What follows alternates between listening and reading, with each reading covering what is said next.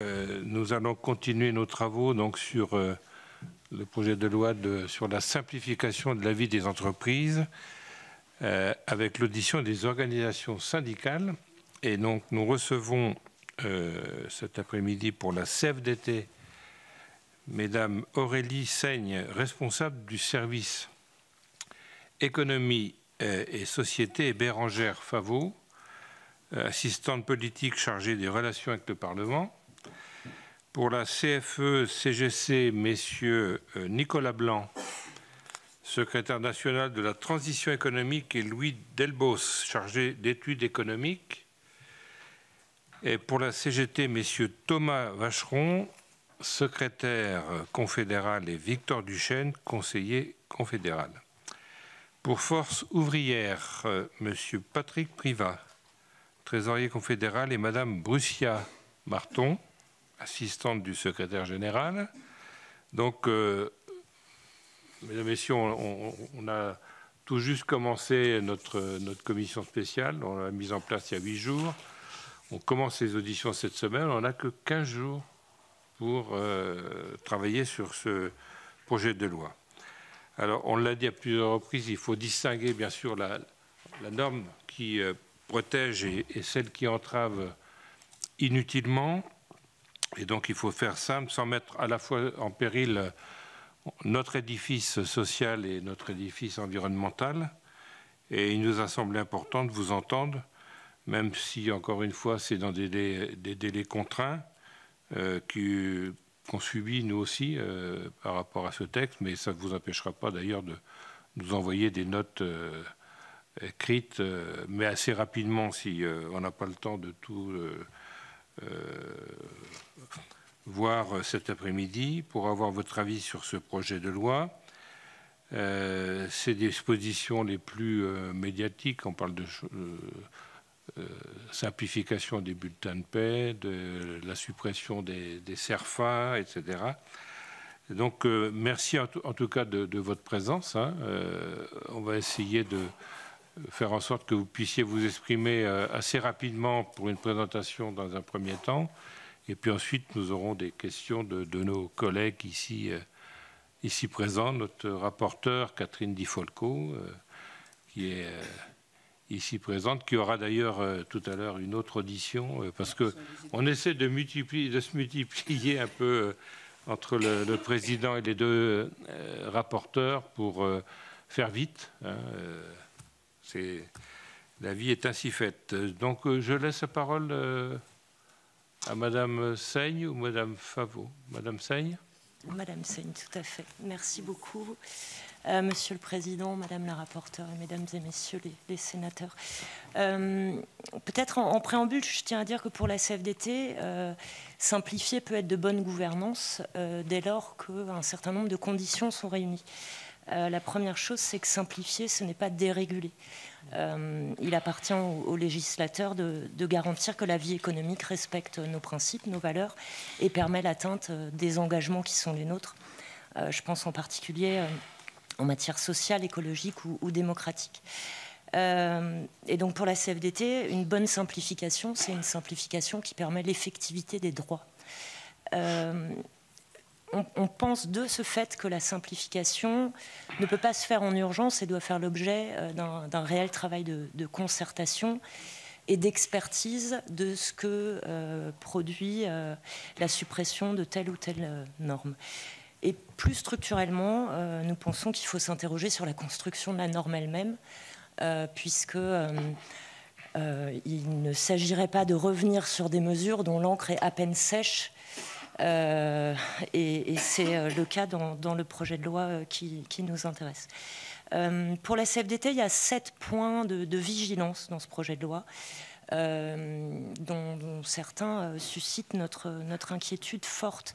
Le premier, sachant que garantie avait été apportée que les sujets qui concernaient le travail seraient traités via le ministère du Travail à l'issue d'une consultation ou concertation avec les partenaires sociaux. Or, force est de constater que l'article 7 porte sur la simplification du bulletin de paye, avec pour nous 2 risques. Le premier, c'est une complexification de l'accès aux informations qui les concernent pour les salariés. Et le deuxième, c'est une moindre compréhension des mécanismes de protection sociale, sachant que le bulletin de paie, c'est aussi la pédagogie de notre modèle social. Et donc pour la CFDT, il est très important que soient maintenus les grands risques couverts par les cotisations et contributions, ainsi que le montant des exonérations et allègements de cotisations. C'est quand même de l'argent public qui finance les salaires, qui participe à financer les salaires. Et donc, il nous paraît normal qu'il y ait une transparence auprès des salariés sur ce sujet. Nous notons d'ailleurs que les organisations patronales n'étaient pas particulièrement demandeuses de cette simplification, d'autant plus qu'il s'agirait plutôt d'une simplification de façade, puisque les informations devront quand même être fournies. Mais il y a un risque du fait qu'elles soient fournies uniquement par voie électronique pour les personnes souffrant d'électronisme. Il y a 2 articles qui nous inquiètent également, s'agissant de l'habilitation du gouvernement à agir par ordonnance. Le premier, c'est l'article 2 sur la simplification des régimes d'autorisation, de déclaration et de démarche à l'issue d'une mission inter-inspection. Le projet de loi en l'état ne cadre pas du tout les domaines concernés. Nous n'avons donc, nous, organisations syndicales, pas de garantie que le domaine du travail ne sera pas concerné. À minima, il faudra avoir la garantie que les conclusions de la mission inter-inspection soient rendues publiques, ce qui n'est pas toujours le cas. Et l'article 3 nous interroge également, puisqu'il s'agit de développer les rescrits sectoriels sur un champ extrêmement large, qui n'exclut pas non plus l'administration du travail, mais aussi les organismes de sécurité sociale. Et le projet de loi ouvre la possibilité, finalement, de priver le salarié de sa possibilité de recours vis-à-vis d'un employeur qui aurait obtenu une garantie par l'administration. Alors évidemment, une démarche judiciaire restera possible, mais nous tenons à attirer votre vigilance là-dessus. Toujours dans le champ du travail, il y a l'article 6 qui ne se contente pas de réduire le délai d'information préalable des salariés en cas de cession, mais qui réduit aussi le périmètre, puisque ne seraient concernées plus que les entreprises qui sont dotées d'un CSE à attribution élargie, et non plus, comme actuellement, toutes celles qui ont vocation à l'être, et la nuance est de taille. Ça nous apparaît une atteinte à l'esprit de loyauté du dialogue social qui nous anime à la CFDT. L'absence totale d'échange avec les organisations syndicales dans le cadre de ce projet de loi en amont de sa présentation nous amène aussi à nous inquiéter de l'article 27 sur le test PME. Nous tenons à rappeler qu'une PME, c'est un employeur, mais ce sont aussi des salariés. Et donc, quand on prend des mesures de simplification qui concernent la vie économique d'une entreprise, ça a un impact aussi sur les salariés. Donc, un test PME, ça veut dire aussi tenir compte des salariés. J'ai encore 2 points. L'article 10, qui, contrairement à ce qu'annonce le dossier de presse du plan d'action simplification, l'étude d'impact et l'exposé des motifs, supprime purement et simplement le délit d'entrave à l'audit de durabilité, alors que le dossier de presse, l'exposé des motifs et l'étude d'impact évoquent la transformation de la peine en sanction financière, ce qui pourrait tout à fait se justifier. Accessoirement, c'est une disposition qui a été adoptée en décembre 2023. Donc quand on parle d'encre à peine sèche, on voit de quoi il ressort. Le risque, c'est de rendre cet audit inopérant, et donc l'ensemble de la directive CSRD, qui est, de notre point de vue, plutôt protectrice pour les PME. Et donc, nous y voyons là un vrai risque. Et enfin, il y a plusieurs articles du projet de loi, les articles 15 à 21, qui multiplient les dérogations aux règles de droit commun pour l'implantation de projets industriels. Il est évident que la France a besoin d'un certain nombre de projets industriels dans le cadre de la transition écologique et énergétique. En revanche, pour la CFDT, l'acceptabilité sociale de ces projets est la clé de leur réussite. Je pense que les bonnets rouges et les gilets jaunes ont fourni suffisamment d'exemples qu'à vouloir aller trop vite, on risque de n'aller nulle part. Accessoirement, ce n'est pas en dérogeant aux mécanismes d'enquête publique et de fourniture d'un certain nombre de documents qu'on garantit que ces projets industriels vont véritablement s'implanter en France. Voilà pour un premier avis sur le projet de loi. Merci de votre présentation. Monsieur Vacheron. Bonjour. Du coup, on vous remercie pour cette audition. Évidemment, les interventions des organisations syndicales vont être très complémentaires puisque jusqu'à présent, on n'avait pas été auditionné justement ni concerté et du coup, il y a de quoi être en colère, si je puis dire. Plusieurs éléments assez généraux, assez partagés d'ailleurs. Le premier, pour reprendre vos mots, hein, nous n'avons que 15 jours, Monsieur le Président, vous avez dit, on subit nous aussi. Du coup, on est complètement raccord sur cette situation-là, puisque c'est encore une fois des méthodes de travail à marche forcée, brutales finalement, dans la précipitation, de manière régulière et récurrente, ce qui est un problème quand même démocratique, systématiquement, quand on avance de cette manière-là. Le deuxième élément autour de cette idée-là, c'est que l'étude d'impact est insuffisante, elle a été notée à plusieurs reprises par toutes et tous. Même la commission spéciale du Sénat le souligne dans son communiqué de presse, et le Conseil d'État, y compris, parle de trop brefs délais. Comme j'évoquais le fait que les interventions syndicales étaient complémentaires, c'est qu'avoir un prisme de non-concertation de ceux qui représentent les salariés, à savoir 90% des actifs de ce pays, 88% très exactement, ce sont des salariés. 99% des effectifs des entreprises, c'est les salariés. Et celles et ceux qui les représentent n'ont pas été concertés sur un tel projet. Ça interroge et ça donne le biais. Deuxième élément, c'est que simplifier, comme ça a été dit, est finalement fait par ceux qui ont, ou celles, pardon, qui ont eux-mêmes complexifié.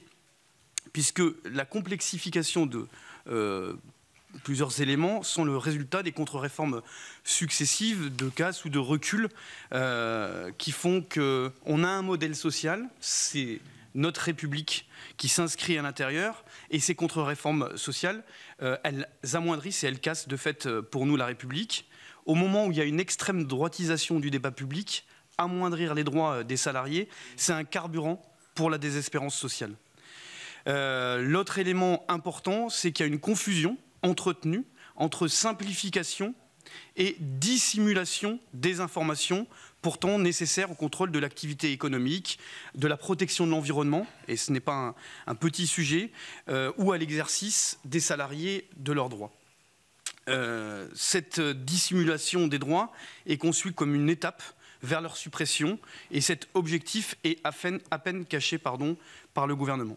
Finalement, personne n'est dupe, puisque le projet de loi il fait suite à plusieurs rapports. On avait noté les 80 propositions de la CPME, plus récemment par les rapporteurs de groupes parlementaires rendre des heures aux Français après avoir volé 2 années. Ça pourrait faire s'ouvrir si la colère n'était pas encore présente dans le pays. Et tous ces éléments indiquent la direction que le projet de loi prend, soit directement, soit par différentes habilitations du gouvernement à légiférer, comme ça a été dit, par ordonnance, ou bien encore à travers des amendements souhaités par le gouvernement et une partie du patronat. Finalement, derrière un apparent fourre-tout, on identifie bien les mesures phares et très inquiétantes, parmi lesquelles, ça a été évoqué, mais j'y reviendrai, la destruction du bulletin de salaire et en ligne de mire, celle de la sécurité sociale, justement. Moi, je voulais m'arrêter sur 3 articles dans ce premier tour de parole.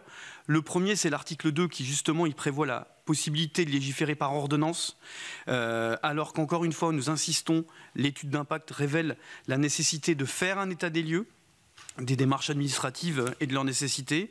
C'est finalement mettre la charrue avant les bœufs et donner un chèque en blanc au gouvernement. Un chèque en blanc dont on peut malheureusement imaginer le montant et le coût à payer pour les salariés, notamment en faisant passer les autorisations d'administration en simple déclaration et en supprimant les simples déclarations pour qu'on se comprenne bien. ce dont on parle, pas de manière abstraite, mais de manière concrète. Le syndicalisme, c'est la vie du quotidien des salariés.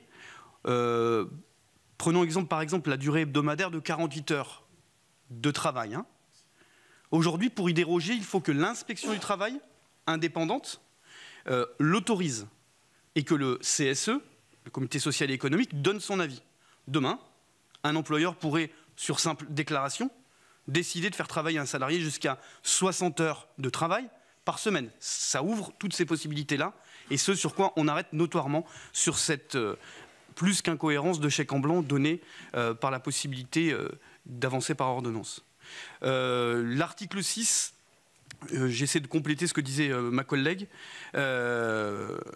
induit le fait de diminuer, de passer en fait de 2 mois à 1 mois les délais laissés aux salariés pour faire valoir leur volonté de reprise d'entreprise. Et on voit particulièrement au moment des cessations d'entreprise, et vous aurez toutes et tous noté qu'elles sont en recrudescence en ce moment, que ce sont les salariés les plus attachés à leur travail, à leur emploi et à leur pérennité surtout. Et enlever 1 mois pour reprendre une entreprise, ça compte pour les salariés et ça diminue du coup le fait qu'il y ait ces reprises possibles. Et enfin, le 3e article sur lequel je souhaite insister, parce que c'est finalement une des clés, l'article 7, visant soi-disant à simplifier la représentation et la présentation du bulletin de paie. Connaître son bulletin de paie, c'est connaître son salaire net, c'est-à-dire en bas à droite de la fiche de paie, celui qui permet de vivre au mois le mois, et connaître son salaire brut, celui qui est en haut de la fiche de paie, qui sert pour les aléas de la vie quand on est licencié, quand on est malade ou quand on est en accident de travail justement, ou pour les moments de bonheur, pour les congés paternité ou pour nos retraites justement. Tout ceci, c'est du salaire. L'altérer, c'est l'amoindrir, et dire que le bulletin de paie est compliqué, c'est oublier d'où vient la complexité du bulletin de paie et les lignes qui ont été ajoutées. Elles viennent des réformes successives. Par exemple, il y a 3 lignes, une de CSG, de RDS, de complémentaire santé, plutôt qu'une seule ligne de la sécurité sociale, par exemple, pour ne citer que ce seul exemple. D'ailleurs, ça ne va rien simplifier, puisque, comme le disait ma collègue aussi, le bulletin de paie, c'est en fait la synthèse de déclaration et de paiement par l'employeur, qui doit, dans tous les cas, être en mesure de répondre à la demande du détail par les salariés, comme prévu dans le projet de loi, mais surtout pour faire leur déclaration auprès de l'URSSAF. Et du coup, le bulletin de salaire, c'est la synthèse des droits des salariés. Supprimer des lignes, c'est finalement supprimer des lignes aujourd'hui, potentiellement supprimer des droits demain, parce que sinon, quel est le sens? On ne parle simplement que d'imprimer un document, puisque tous les éléments existeront toujours. Finalement, le résumé et ce qui nous interroge le plus, c'est que le problème aujourd'hui pour les travailleurs, c'est la faiblesse de leur salaire, pas la longueur de leur bulletin de paie. Merci, Monsieur Vacheron. Monsieur Privat. Oui, merci, Merci, Monsieur le Président, Mesdames et Messieurs. En quelques mots rapides, d'abord indiquer que nous ne sommes pas opposés à de la simplification. J'ai le plaisir et l'honneur de siéger dans une instance qui s'appelle l'URSSAF Caisse nationale depuis 2006. Il y a au sein de cette instance une commission qui s'appelle Commission Législation Simplification. Alors, de la législation, on en a vu circuler. De la simplification, jamais. Je le dis tranquillement, mais c'est comme ça, parce qu'on est consulté dans cette instance-là, notamment sur différents projets de loi ou autre chose.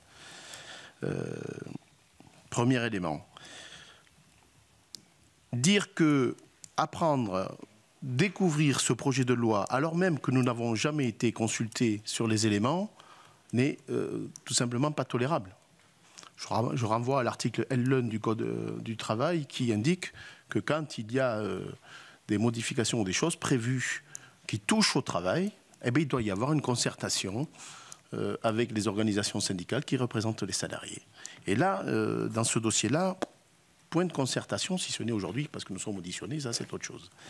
Mais on a déjà dépassé ce stade. Alors on présente ce projet de loi à diminuer radicalement la charge engendrée par les démarches administratives. Changer de paradigme, je reprends en quelques mots, là, rationaliser la norme. Enfin, c'est quand même assez extraordinaire. Nous constatons que ce sujet de simplification revient 10 ans après le choc dit de simplification, qui comportait déjà un ensemble de mesures censé faciliter la vie des entreprises, simplifier leurs démarches, 7 ans après les ordonnances du travail, 5 ans après la loi Pacte, dont l'une des ambitions était le même objectif. 2 mois après la parution des 80 mesures proposées, notamment par une organisation patronale, je vais la citer, la CPME. Et on avait retrouvé dans le pré-dossier beaucoup d'éléments directement retranscrits. Certes, nous n'avons pas été concertés, mais il y a 2 articles tout particulièrement sur lesquels je vais insister. L'article 6 et l'article 7, vous vous en doutez. Au-delà de l'article 2, sur les ordonnances, on sait ce que donnent les ordonnances. Hein. Je vous renvoie aux ordonnances travail, on voit comment ça fonctionne après derrière. Il ne faut pas s'étonner qu'il y ait des difficultés de dialogue social, même si on l'annonce sur le fronton. Dialogue social, il y en a d'autres qui disaient d'autres termes. Hein. Mais bon. L'article 6 qui va réduire ce droit d'information pour les salariés lorsqu'il y a une cession éventuelle d'entreprise. Hein. Je regrette, mais les salariés ne sont pas tous au fait précisément des arcanes juridiques ou autres lorsqu'il peut y avoir une cession. Pouvoir consulter soit l'inspection du travail, soit une organisation syndicale quand elle n'existe pas dans une petite entreprise, ce n'est pas aussi simple que ça. Il ne faut pas se tromper. Et enfin, la fiche de paye.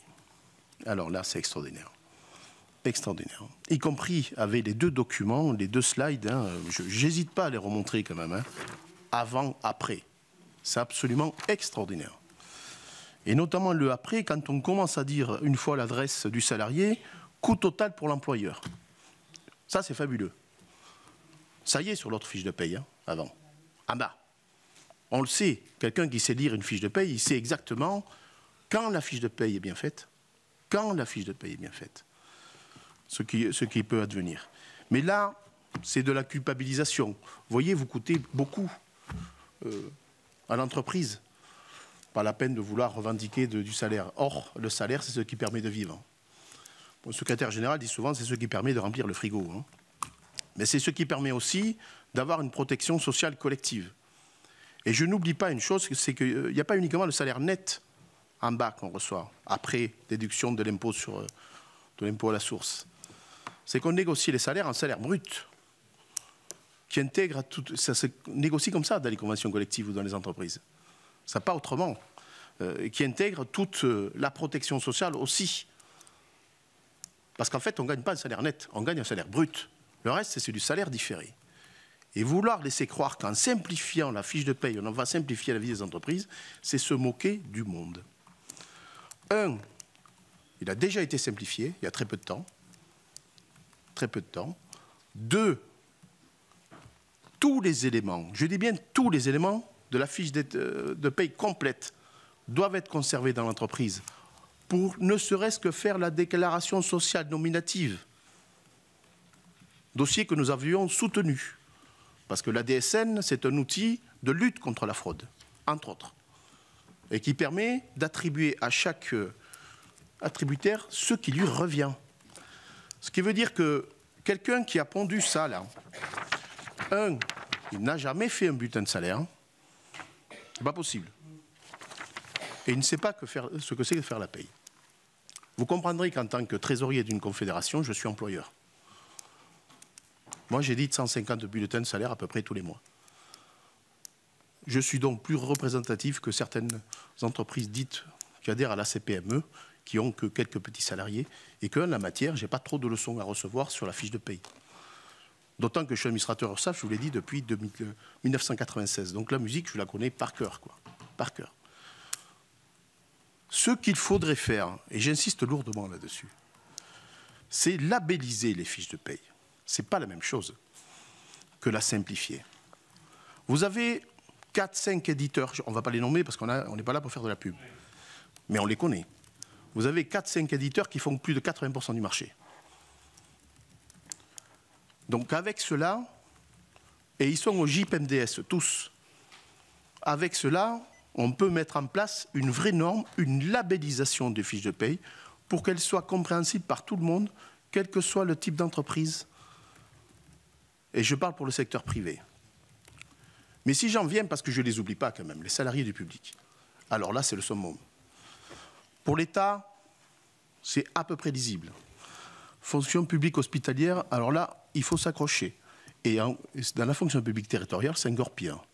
Pour pouvoir avoir à consulter nombre de fiches de paye, des milliers de fiches de paye, je peux vous garantir que vous avez autant de modèles que de collectivités territoriales.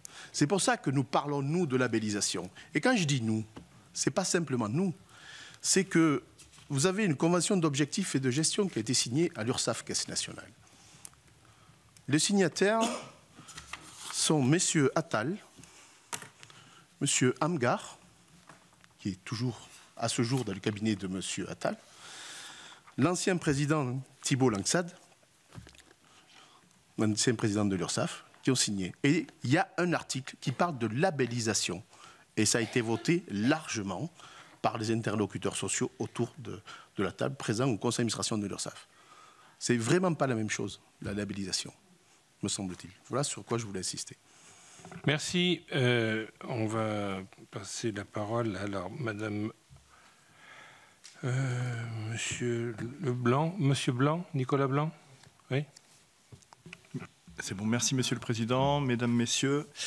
Écoutez, déjà, je m'inscris par tout ce qui a été dit. Je pense que c'est important. Enfin, vous l'avez constaté, il y a on peut appeler ça un front syndical. Je pense qu'on est unis, en tout cas, dans nos remarques, et je pense que c'est important de le rappeler. Moi, je voulais revenir dans un premier temps sur le rapport dont on a parlé tout à l'heure, qui était le rapport rendre des heures aux Français. Je pense qu'aujourd'hui, le gouvernement n'ose plus s'attaquer, n'ose plus parler de choc de simplification, parce que ça a déjà été utilisé. Par contre, sur la méthode, bon, on va en parler quand même 2 minutes. Sur la méthode, c'est quand même, il y a une espèce de fourre-tout, donc ça fait un peu penser, vous savez, au cavalier législatif, c'est-à-dire on mélange un peu tout, etc. C'est une espèce de fourre-tout. Donc, par contre, ce que je constate, c'est qu'on peut supposer, comme ce n'est pas le choc attendu, on peut supposer qu'il y aura une deuxième vague de simplification. Et c'est pour ça que je voulais quand même revenir sur ce rapport rapidement. On nous a promis chaque année. Pardon ? Il y aura un texte chaque année. Voilà, donc...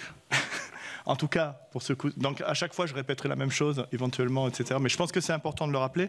Non, je voulais déjà, il y a une chose importante, c'est que la simplification, en tout cas avec les ordonnances travail, elle a été faite pour les organisations syndicales, au sens où il y a déjà eu un travail alors on peut appeler ça comme on veut, rationalisation, normalisation, etc., qui a été fait sur les ordonnances travail. Voilà, le sujet, j'en parle pas plus que ça, mais vous voyez de quoi je parle. Je pense que revenir quand même sur les seuils, enfin ça c'est quand même un sujet, nous on est très vigilants par rapport à ça, c'est une réduction des droits manifeste, alors que ça passe par de la simplification ou que ça passe ailleurs, on sera vigilant et je pense que l'ensemble des organisations syndicales resteront vigilants sur ce point. Et un autre point que je voulais aborder, c'est la BDES. Je pense que c'est hyper important d'avoir une base de données économique dans l'entreprise. Il ne faut pas croire que ce n'est pas utilisé. Et en plus, ça va être de plus en plus utilisé. Pourquoi ? Parce qu'on va avoir la CSRD, on va avoir la CS3D qui vont arriver demain. Et nous, on va être aussi garants justement de ces directives. Comment on va... Je pense que des régulateurs, moi j'appelle ça des régulateurs au premier niveau, on sera aussi dans l'entreprise, à travers, ça peut être dans le pilotage des orientations stratégiques, des bilans, chaque année il y a des consultations obligatoires qui vont permettre de travailler sur ces grandes questions et je crois beaucoup au rôle des organisations syndicales. C'est pour ça que nous on a appelé le secteur transition économique, puisqu'il y a les grandes transitions, qu'elles soient écologiques ou numériques, ont été regroupées dans un même secteur. Donc ça, c'est important de le dire. Et du coup, le rôle des BDES, quand elles sont... Alors, on nous parle de contraintes, etc. Les documents vont être produits de toute façon et ça permet vraiment un échange de vues, un échange partagé qui est très important. Ça oblige aussi quelque part ça oblige les employeurs à produire les documents, mais ça nous oblige aussi à nous à les regarder et sinon il n'y a pas d'échange. On voit tout de suite si un représentant du personnel n'a pas, vous voyez ce que je veux dire, n'a pas eu accès aux documents, etc. Donc, en tout cas, c'est un outil intéressant. Donc ça, je voulais revenir dessus. Du coup, le dernier point que je voulais donner par rapport à ce rapport, c'est juste une phrase qui dit « Une deuxième vague de simplification en relevant les seuils auxquels certaines contraintes s'appliquent allégerait la charge d'administration des TPE-PME et sortirait in fine et soutiendrait in fine l'emploi et la croissance des entreprises. » Bon, ça, c'est magique en fait. Il y a un côté, là, si ça suffisait. Si ça permettait de faire de la compétitivité, etc. Non, c'est pas comme ça qu'on développe de la compétitivité dans les entreprises. C'est la compétitivité hors prix, c'est par l'innovation, etc. Donc, franchement, ces raccourcis, pour moi, me semblent... c'est incroyable. Donc, c'est pour ça qu'on restera vigilant sur ces points-là. Après, pour revenir sur un autre point sur la méthode, je pense que il était quand même intéressant de lire l'avis du Conseil d'État. Je pense qu'il y a un complément à faire par rapport à ce que disait mon collègue de la CGT. Je pense qu'il y a deux points importants. Il y a à la fois la saisine, comme on peut dire, enfin, de toute façon, le fait que le Conseil d'État a été, quand il a été sollicité dans des délais brefs, il s'en plaint, etc. Et aussi sur les études d'impact. Je pense que sans études d'impact conséquentes, on ne peut pas travailler.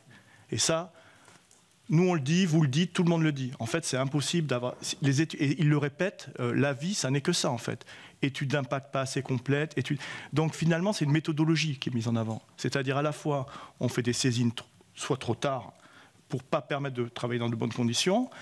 On ne fournit pas des documents. Enfin, pour moi, il n'y a pas d'une transparence. Voilà, il n'y a pas une transparence d'information, etc. Ça ne permet pas de faire un travail de qualité. On l'a émis en avant et je m'inscris aussi dessus parce que c'est important de le rappeler. Je pense que c'est vraiment important. Après, pour revenir sur les... alors, je vais aller assez vite sur les différents... Alors, attendez que je me retrouve. Oui. Sur les points, oui, tout à fait. Oui, non, mais ça va aller vite, vous inquiétez pas. De toute façon... Je suis tout à fait en complément, donc je vais revenir juste sur quelques articles. L'article 6, je suis tout à fait d'accord. Alors, le risque en fait de réduire cette volonté de réduire le délai d'information, la difficulté derrière, c'est si justement ça permettait d'offrir une possibilité de présenter une offre d'acquisition, etc. Donc de permettre aux salariés éventuellement de travailler sur ces offres. Quand on réfléchit, ça va à contre-courant des mesures formulées dans l'ANI partage de la valeur qui visaient précisément à favoriser le développement de l'actionnariat salarié. En fait, on est dans une logique inverse qui donne finalement moins de droits aux salariés pour pouvoir instruire ces sujets. Donc voilà, je m'inscris un peu dans ce qui a été dit. Sur le bulletin de paye, donc là c'est pareil, c'est la même logique. Bon, voilà, en gros c'est une charge. On devient voilà, donc ça je répète pas. Mais alors ce qui est intéressant, c'est de combiner l'article à la fois sur la partie simplification de la fiche de paye, mais aussi la dématérialisation de la fiche de paye. Parce que ça, c'est le problème, la difficulté, ça ne va pas être entre guillemets les jeunes qui vont être impactés. Vous voyez ce que je veux dire? C'est qu'on va rajouter, d'avoir le choix, parce que moi je connais très bien comment ça se passe dans l'entreprise, en fait il faut laisser la possibilité aux salariés qui le demandent, et c'est marginal en fait. Donc oui, pourquoi on fait ça? C'est un coût. De dématérialiser, ça coûte moins cher, etc. Bon, c'est des logiques, on en parlait tout à l'heure, des grosses logiques de dématérialisation, etc. Néanmoins, on peut garder un volet pour des personnes, que ça peut être en difficulté, etc., qui ont besoin encore de ce bulletin de paye, parce que si vous voulez, là, le choc de simplification, c'est vraiment, du coup, ils n'auront plus accès à leur bulletin. Enfin, ça va être compliqué pour eux. Et ça, il faut vraiment le garder en tête, c'est le côté inclusif, en fait. Il y a un côté qui fait qu'il y a une inégalité par rapport à la loi de traitement, en fait, qui, à mon sens, me paraît très compliqué. Il y avait ce point-là. Attendez, est-ce que j'ai d'autres points importants? Je voulais juste revenir avec vous, oui, sur l'avantage, sur l'article 13, l'avantage pour favoriser les TPE-PME sur des frais bancaires qui pouvaient être une gratuité sur certains types de frais. Nous, on s'interroge quand même sur la conséquence que ça peut avoir sur les particuliers, au sens où est-ce qu'il ne risque pas d'y avoir une répercussion de ces coûts sur les particuliers. On peut quand même se poser la question. Je pense que... Alors, est-ce que ça doit être dans les études d'impact, ça doit être réfléchi? En tout cas, c'est une question qu'on se pose. Dernier point que je voulais mettre en avant devant vous, parce que ça me revient... Juste un point important qui me semble quand même intéressant, c'est l'article 15 sur les data centers. Je m'occupe aussi du numérique, et franchement, il faut m'expliquer ce que ça vient faire. Enfin, la logique de l'article 15, je ne le comprends pas, en fait. Donc, à la fois... On nous dit qu'il y a un intérêt national majeur, que ça peut lier à ça peut être en lien avec la transition numérique. Je suis tout à fait d'accord, mais en tout cas sur la transition économique, etc. Je trouve à la fois c'est un espèce fourre-tout. Il y a eu les effets d'annonce de Choose France, de Microsoft, de s'implanter, 3 milliards, Amazon Web Services et tout ça. Il y a quand même des enjeux de souveraineté derrière tout ça. Donc pour moi, l'article 15, il n'est pas clair. Voilà, je m'arrêterai là-dessus. Merci beaucoup. Merci. Je vais laisser la parole à Madame Catherine Di Folco, rapporteure. Merci, Monsieur le Président. Merci à vous tous pour l'expression que vous nous avez produite. Et on est bien satisfait justement de vous avoir réunis pour vous entendre. Vous nous avez fait part de tous vos points de vigilance. Voilà, on partage ou on ne partage pas, c'est pas le sujet, mais c'est important que vous les exprimiez. Et moi, je voudrais quand même savoir s'il y a des choses intéressantes dans ce texte pour vous. Parce que j'ai finalement entendu que des points négatifs. Donc, est-ce qu'il y a quand même des choses intéressantes dans ce texte? Et surtout, que souhaiteriez-vous qui puisse être fait pour améliorer le texte? À part supprimer, qu'est-ce qu'on peut faire pour améliorer? Est-ce que vous avez des propositions? Parce que vous êtes tous pour la simplification quand même, ou pas? Voilà, j'en suis pas sûre.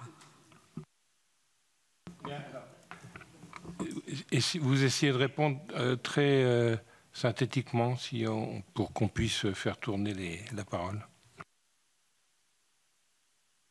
Je vous l'ai dit en liminaire. Nous, la simplification ne pose pas de soucis en tant que telle. Ce n'est pas le débat. Mais quand il y a des normes, encore faut-il qu'on mette tout sur la table et qu'on indique à quoi ça sert, comment ça fonctionne, qu'est-ce qui est fait plusieurs fois par les entreprises, éventuellement. Je n'ai pas de souci particulier avec « dites-le nous une fois », si tant est que les systèmes d'information soient compatibles. Parce que d'abord, il faut regarder cette partie-là quand même. Si on le dit une fois et que ça tombe dans la corbeille de l'autre système d'information, ça ne marche pas. Ça veut dire qu'il faut mettre tout le monde autour de la table sur certaines questions, à la fois sur un plan fiscal, social et autres. Je le dis. Sur des éléments de simplification, pensés comme simplification, on n'a pas de problème particulier avec la dématérialisation de la fiche de paye. Beaucoup de salariés aujourd'hui utilisent les smartphones ou autre chose ou autre élément. Beaucoup de salariés peuvent bénéficier, pour ceux qui l'ont, mais qui ont accès à ça, à un coffre-fort personnel électronique où vos fiches de paye sont stockées. Ceux qui ont facilement accès à ça, c'est un côté très pratique. Pour un exemple, vous allez voir votre banquier, vous voulez faire un prêt, j'ai besoin des 3 dernières fiches de paye, paf, paf, de suite je vous les sors. Ça va très vite. Mais tout le monde ne peut pas faire ça. Tout le monde n'est pas en capacité de le faire, vous voyez. Donc on ne peut pas imposer d'autorité ce genre de choses en pensant que ça fera des économies. Parce que ça ne fait pas des économies. Ça n'est pas vrai. Le coffre-fort, il est payant. Et enfin, sur la fiche de paye, la nouvelle version, très simplifiée, vous pensez qu'elle va être gratuite? Ben non, les entreprises, ils vont la payer. Hein. Forcément. Bien, merci. Madame Seigne. Merci, Monsieur le Président. Vous dire que ce projet de loi suscite l'enthousiasme de la CFDT, ce ne sera pas possible. Nous, un point d'étonnement, c'est que cette démarche de simplification a été présentée comme visant à être une aide aux TPE-PME. Or, force est de constater qu'elles ont largement disparu du projet de loi. J'abonde sur le fait que nous sommes très favorables à l'esprit du « dites-le nous une seule fois ». Il est évident que la multiplication des demandes est inutile et produit de l'inefficacité. En revanche, il est frappant que l'étude d'impact souligne l'absence d'impact budgétaire de l'ensemble des 27 articles du projet de loi. Or, il y a un certain nombre de mesures qui vont quand même se traduire par une surcharge d'activité côté administration. Donc, on doit présumer que ça se fera à moyen constant, que ce soit en termes d'effectifs ou d'heures supplémentaires ou autres.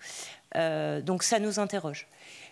Comme dit au départ, pour nous, une bonne démarche de simplification, c'est une démarche co-construite, ce qui permet aux acteurs de véritablement produire les solutions les plus intéressantes. Nous ne sommes pas du tout opposés à la suppression, par exemple, de comités obsolètes, dès lors qu'ils ne se réunissent plus, que leur périmètre d'action a été absorbé par un autre comité. Il nous paraît tout à fait cohérent de les supprimer. Et moi, je tiens quand même à souligner un point, c'est le seul positif dans l'article 7, c'est les garanties qui entourent la mise à disposition et la conservation des bulletins de paye en cas de remise électronique, l'intégrité, la disponibilité pendant une certaine durée, la confidentialité, et qui l'étend à l'ensemble des éléments qui sont censés être mis à disposition du salarié. C'est extrêmement positif que ce type de précision soit dans le projet de loi, et il demeure tout au long du débat parlementaire et jusqu'à la phase réglementaire. Merci. Bon, plusieurs choses. La démocratie, c'est pas simple. On peut faire fi du Parlement, gouverner à coup de 49.3 et accélérer la musique. Puis pourquoi avoir un Parlement si c'est plus simple de faire sans? Pourquoi avoir un Sénat? Enfin, la démocratie, c'est... J'imagine. Mais la question, c'est est-ce que vous êtes pour ou contre simplifier? Simplifier quoi? Pour qui? Quel est l'objectif? Et du coup, ça demande du temps de respiration, du temps de concertation, du temps d'information, d'avoir des études d'impact, et on va repartir de cet élément-là. Donc, on suspend le projet, on prend le temps, on élabore, et on co-construit, comme ça vient d'être dit. La simplification, ce n'est pas la dissimulation. Et pour autant, ce qu'il y a dans le projet, c'est de la dissimulation et pas de la simplification, justement. La simplification dans le projet, puisque je m'étais forcé de ne parler que de 3 articles, mais je peux parler de l'article 8, qui est en fait contre les petites entreprises, facilite les fusions-acquisitions des grands groupes. Si la simplification, c'est donner aux donneurs d'ordre, qui ont déjà tout, au détriment de tous les autres, drôle manière de simplifier, ou plutôt au profit de qui? Enfin, on a des propositions très concrètes. Par exemple, sur le cas d'arrêt maladie, nous on propose, pour simplifier, des subrogations automatiques des entreprises pour que systématiquement il n'y ait plus d'avance à faire par le salarié et que tous les mécanismes soient automatisés. Par exemple, sur la fiche de paye, on est pour supprimer des lignes de fiche de paye et de supprimer la CSG, de tout mettre en cotisation sociale pour que ce soit clair pour tout le monde. Donc il y a plein de pistes de propositions extrêmement concrètes qu'on pourrait abonder, mais pour ça il faut du temps de respiration. Et enfin, parce que vous avez demandé un article qui nous conviendrait entre guillemets, l'article 9 qui pose la question de la médiation, à condition que ce soit eu égal à la protection des droits des salariés, n'est pas un élément sur lequel on serait opposé de fait, si c'est une question comme vous le demandiez. Mais l'état général de tous ces éléments font que ce n'est pas acceptable que ce projet de loi arrive à son bout tel qu'il est amené et tel qu'il a été fait. Merci, monsieur Nicolas Blanc. Oui, je voulais faire juste une remarque préliminaire sur le bulletin de paye. Je voulais juste rappeler le piratage de France Travail des données de 40 millions de citoyens. Je pense que c'est important. Donc, c'est les garanties qu'on apporte. Je pense que c'est vraiment important de le rappeler. Après, pour revenir sur il y a des points positifs quand même dans le texte, mais ça aurait pu être plus abouti. Alors je vais vous donner un exemple. Quand on revient dans le rapport redonner des heures aux Français, la proposition numéro 14 sur la commande publique des TPE-PME, la proposition, c'était faciliter drastiquement l'accès à la commande publique pour les TPE-PME. Après, on regarde ce que ça donne. Alors finalement, c'est intéressant, ce genre de réflexion. On a beaucoup parlé de souveraineté économique, on a beaucoup parlé de la réaction américaine aussi avec l'Inflation Reduction Act, comment eux, justement, politiquement, enfin la réponse économique qu'ils vont donner à ça.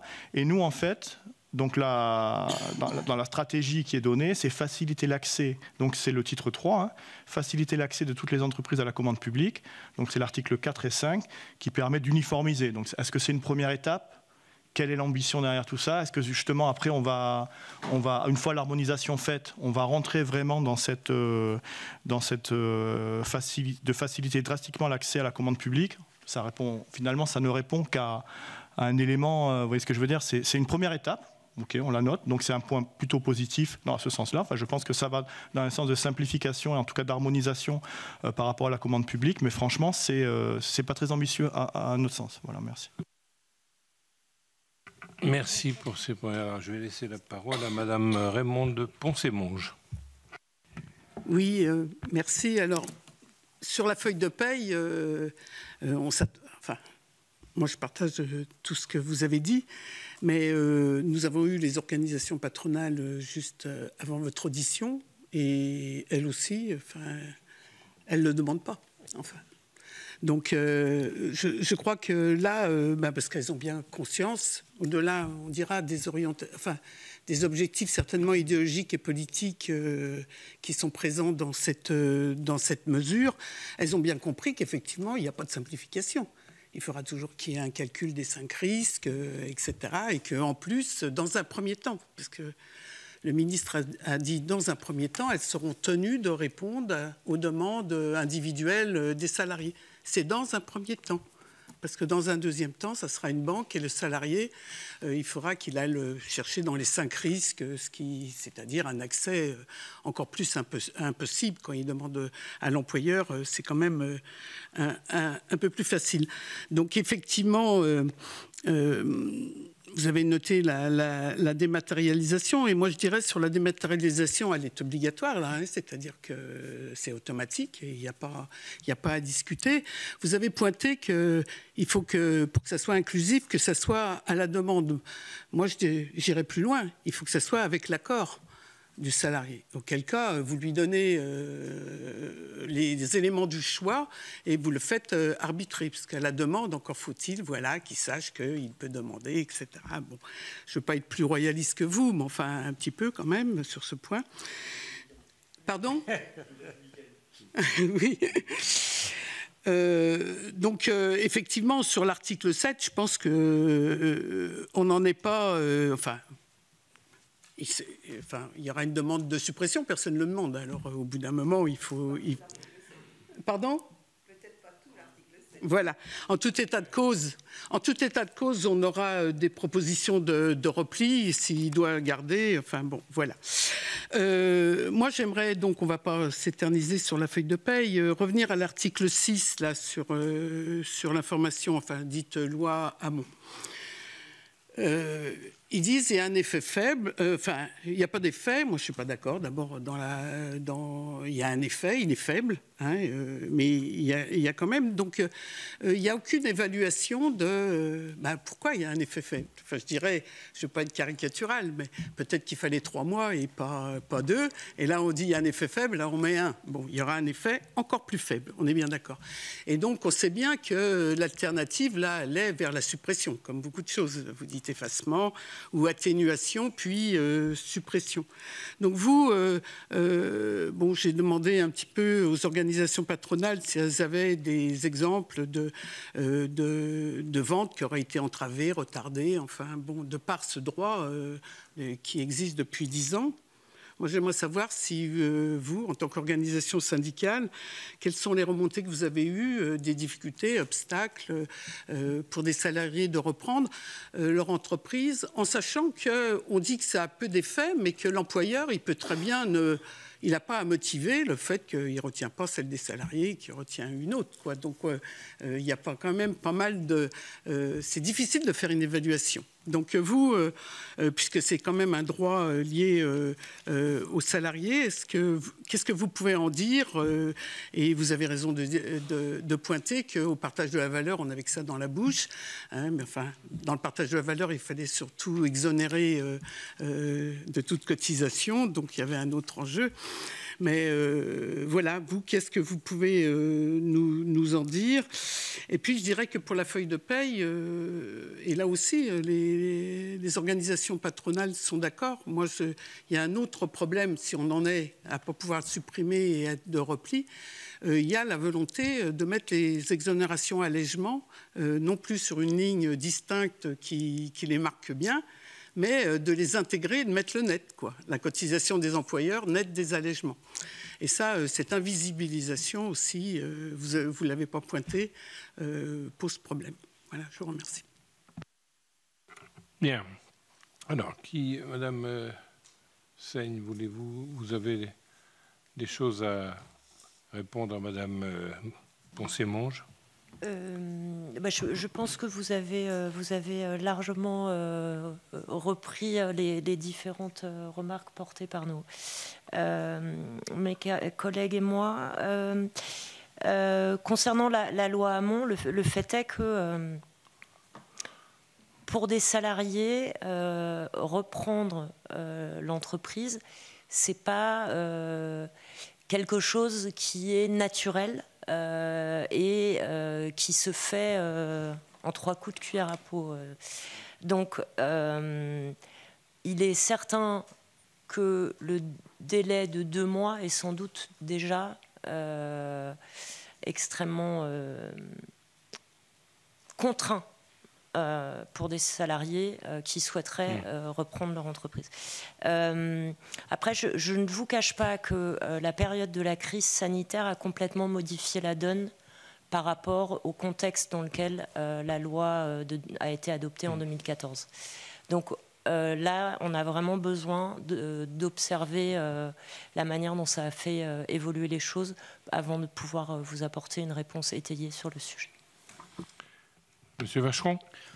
Nous, on est à énormément de projets industriels de reprise de l'entreprise par les salariés. Je peux citer Scopti, par exemple dans les Bouches-du-Rhône, une entreprise qui s'est battue contre Unilever, une multinationale, où il a fallu, pour sauver les emplois, l'outil industriel, produire des produits de qualité. D'ailleurs, aujourd'hui, j'invite tout le monde, où il y a une production locale et biologique des sachets de thé et infusions qui sont produits.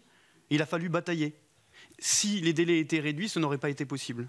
Je peux vous citer dans le textile Fontanille, entreprise du département, de la ville même très exactement d'où je viens, qui a été reprise, liée directement à la loi Hamon, et heureusement qu'il y avait plusieurs mois pour reprendre. Je peux vous citer aussi la Chapelle-Larblay, avec les difficultés qu'il y a aujourd'hui sur le recyclage du papier dans le 76, et je peux vous citer un nombre important en fait, d'entreprises qui ont été reprises ou qui n'ont pas pu l'être. Parce que justement, après, il y a le problème des levées de fonds, que diriger une entreprise, c'est plus facile à fermer qu'à tenir, et quand c'est les salariés qui ont à le faire, ça donne tout un tas d'autres difficultés. Comment on peut penser une seconde amoindrir les droits de ceux qui en ont déjà très peu? Comment, aujourd'hui, on se pose la question, dans un projet de loi dit de simplification, d'empêcher des possibles reprises, qu'on soit d'accord ou non, n'est pas le sujet.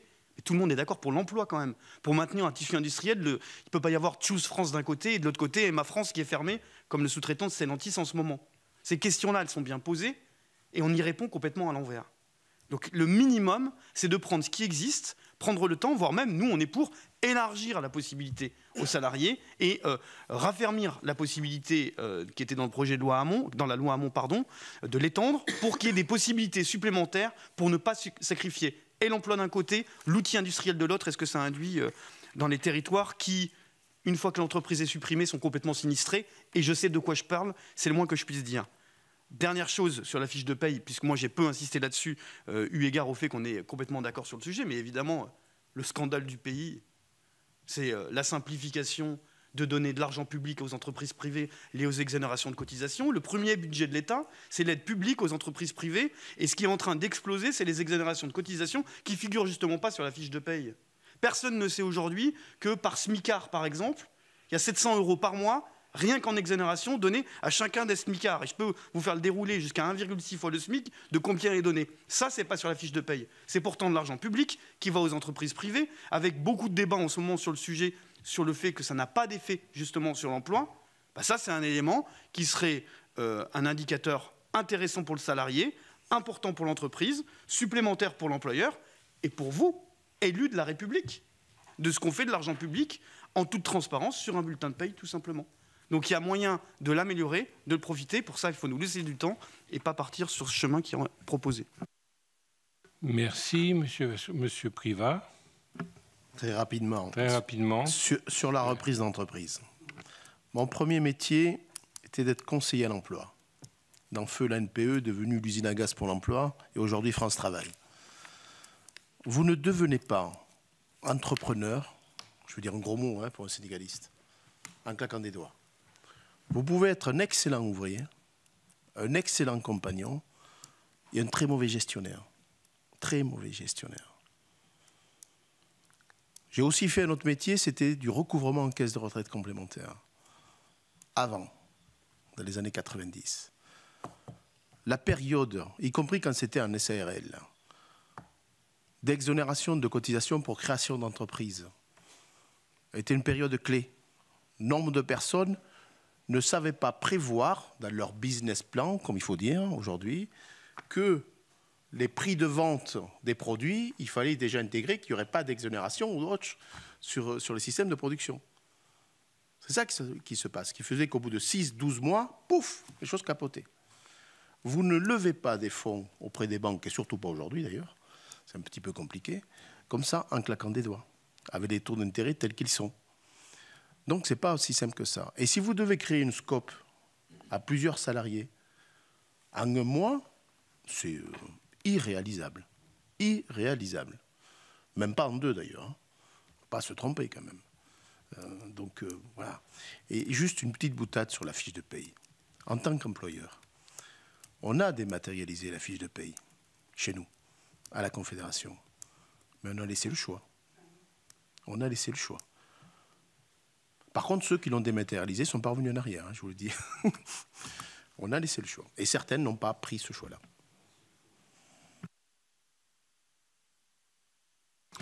Oui, juste, j'en ai pour une minute. Non, sur les reprises d'entreprise, je n'ai pas forcément d'exemple en tête. Par contre, j'ai bien noté ce que vous disiez sur la dématérialisation, etc. Ben, je suis tout à fait d'accord, c'est ce qui devrait être fait, c'est ce qu'on faisait en fait. C'est-à-dire laisser le choix. Qu'est-ce que ça simplifie? Enfin, voilà, c'est la logique à chaque fois la question qu'il faut se poser. Et surtout, ça ne simplifie pas, en tout cas pour les salariés qui en ont besoin, qui ont besoin de cette fiche de paye, qui sont attachés à leur fiche de paye. C'est une habitude, tout le monde n'a pas connu les digital natives, ce qu'on appelle, voilà, qui n'ont pas cette habitude-là. Et je trouvais plutôt bien, après, le fait de ne pas pouvoir revenir en arrière, ça peut s'expliquer en termes de gestion, mais par contre, d'avoir la possibilité de pouvoir garder ça et y être attaché, voilà, ça ne me paraît pas... Il y avait un film assez marrant qui s'appelait Mammouth, rappelez-vous, où Gérard Depardieu cherchait ses fiches de paye à travers toute la France. Mais là, c'est un symbole, en fait. C'est la fiche de paye, pour certains, c'est le papier, en fait. Donc, c'est symbolisé. Il y a une symbolique derrière tout ça, et c'est quand même triste qu'on soit toujours dans ces logiques de simplification à l'extrême. Pour les seniors, surtout. On va dire ça comme ça. Si, c'est vrai. Non, mais il y a... de palper sa fiche de paye, c'est... bien, merci. Y a-t-il d'autres questions, Monsieur Chailloux? Remarque, Gustave Chailloux, sénateur du Loiret, peut-être pour vous remercier d'abord, parce que je pense que, je le disais tout à l'heure avec les organisations patronales, je trouve que c'est très intéressant d'avoir le point de vue, et sur beaucoup de sujets d'ailleurs.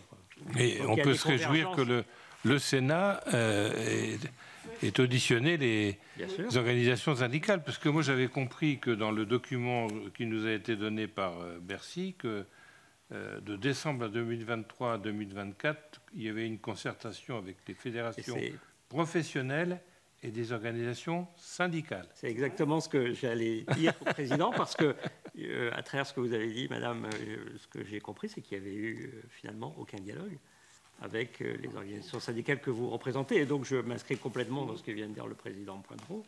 Ben, c'est quand même assez surprenant, compte tenu de l'impact que ça représente et des conséquences pour les salariés. C'est quand même particulièrement surprenant. Donc, encore une fois, merci d'avoir fait partager aux préoccupations que nous sommes nombreux et que nous aurons en cœur à porter dans le débat parlementaire. On espère que Bercy, après avoir fourni des faux modèles de fiches de paye, ne produit pas des faux dans les documents qu'il donne. Hein. C'est inquiétant pour les finances publiques. Hein. On peut se réjouir que le Sénat, ça coule dans les veines du Sénat, ça, d'être pluraliste et d'auditionner toutes les parties prenantes chaque fois qu'il y a un rapport important. Je pense que ça a toujours été le cas et j'espère que ça durera. Dans les modèles dont vous parlez, il n'y a même plus la convention collective nationale auquel on est rattaché. Donc vraiment, ne plus mettre sur les bulletins de paye la convention collective nationale. Ils ont donné des modèles sans... et voilà, et sans en plus... Ouais. Ouais. Très bien, mais moi je retiens la labellisation des bulletins de paye parce que ça peut être intéressant d'avoir, parce que c'est vrai qu'on a des formats de bulletins de paye qui partent dans tous les sens, et s'il y avait une charte au moins graphique des bulletins de paye, ça serait quand même pas mal. Hein, Arrêtez, Président. Je vous renvoie ce document. Ouais. C'est signé le 29 juin 2023. C'est quand même pas si vieux que ça. La convention d'objectifs et de gestion entre l'URSSAF Caisse nationale, Gabriel Attal, alors ministre de l'Action et des Comptes publics, François Brun, ministre de la Santé et de la Prévention, Thibault Langsade, qui était le président, et Yann Gaël Alingbar, alors directeur de la Caisse nationale. Et c'est là-dedans qu'est la labellisation de la fiche de paye, pas ailleurs. Et si je me permets cette incise, pour tout le monde. Pour tout le monde. L'URSSAF collecte les cotisations pour tout le monde. C'est la labellisation de fiche de paye pour tout le monde. Et si je me permets cette incise méchante, mais M. Amgar m'en voudra pas, il sait ce que je vais dire. M. Yentil, le nouveau directeur, le sait aussi. Ceux qui font les plus mauvais fiches de paye, savez-vous qui sont-ils? C'est l'URSSAF elle-même. avec le chèque emploi associatif qui fait que vous n'avez pas au mois le report des salaires bruts obtenus. Je vous invite à aller regarder de près ça. Ça, ils le savent depuis longtemps. Hein. Et je leur ai dit, et de façon un peu virulente. Les procès-verbaux qui sont détenus par les tutelles des conseils d'administration mentionnent largement mes interventions en la matière. Et ça concerne toutes les petites structures associatives qui n'ont pas de comptable et qui font confiance à l'URSSAF pour faire quelque chose de bien alors que c'est mauvais. Il y a les mieux chaussés, hein, on le sait bien. Hein. En tout cas, de vos interventions respectives, et on va essayer de faire avancer les choses. Même si j'ai noté qu'il y avait peu de points positifs dans le texte.